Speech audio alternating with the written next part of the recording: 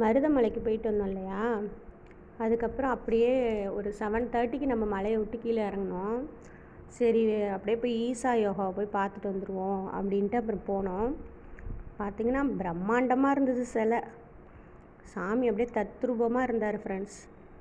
நான் சரி கிட்ட போய் பார்த்துட்டு வருவோம் அப்படின்னு காரை மூவ் பண்ணிகிட்ருக்கோம். அடித்து நொறுக்குது மழை. அப்புறம் நாங்கள் போய் காலை வச்சு இறங்கினோடனே சிவனோட அருளால் மழையே நின்றுச்சு. நீங்கள் பார்த்தீங்கனாலே தெரியும், ஃபுல்லாக தண்ணியாக இருக்கும் பாருங்கள். நாங்கள் இறங்கும் போதெல்லாம் செம மழை. சரி குழந்தைங்கள வச்சுட்டு நனைய வச்சுட்டு கஷ்டம் ரிட்டன் ஊருக்கு வரதுன்ட்டு இறங்க வேண்டாம், சும்மா சாமியை பார்த்துட்டு மட்டும் போயிடுவோம் அப்படின்ட்டு இது பண்ணோம். கடைசியில் சிவனோட அருளால் மழை நின்றுச்சு ஃப்ரெண்ட்ஸ்.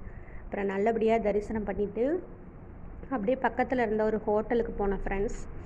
பார்த்திங்கன்னா அன்றைக்கி சாட்டர்டேங்கிறதுனால வெஜ்ஜு ஹோட்டலுக்கு தான் போகிற மாதிரி ஆயிடுச்சு.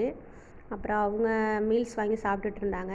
நாங்கள் காளான் பிரியாணி வாங்கி சாப்பிட்டு பார்த்தோம். செமையாக இருந்தது ஃப்ரெண்ட்ஸ். நல்லா சாப்பிட்டுட்டு அதுக்கப்புறம் நல்லா பார்த்திங்கன்னா காலிஃப்ளவரில் ஒரு டிஷ் ஒன்று வாங்கி சாப்பிட்டோம்.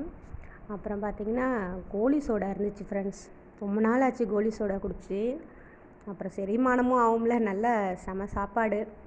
ஸோ ஒரு கோலி சோடா ஒன்று வாங்கி குடிச்சிட்டு அப்புறம் பக்கத்துலேயே கிட்ஸுக்கு விளையாடுறதுக்கெலாம் இருந்தது அந்த ஹோட்டல்லே. அப்புறம் பாப்பா நல்லா என்ஜாய் பண்ணி 2 பேரும் விளாண்டுட்டு இருந்தாங்க.